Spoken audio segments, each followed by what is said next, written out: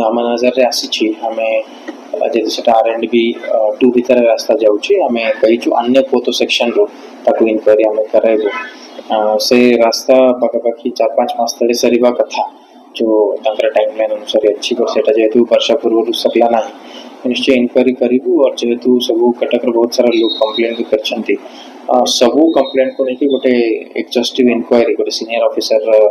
Chairmanship रे हम और जदि से कॉन्ट्रैक्टर या इंजीनियर से कहाँ भी भूल बाहर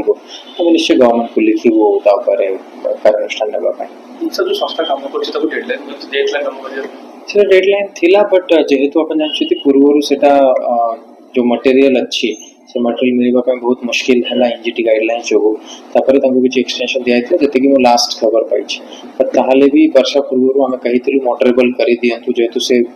बड़ रोड अच्छी से कहीं भी थे कि मोटरेबल करदेबू सो आम देखू कि कौन ये है कि सेमती गोटे साइड रे सेटा धसी भी जाइए प्लस काम भी कम्प्लीट कर सब आईन अनुसार देखू इनक्वारी हम इनक्वारी सेमती जना पड़ा कार्यानुष्ठान हम।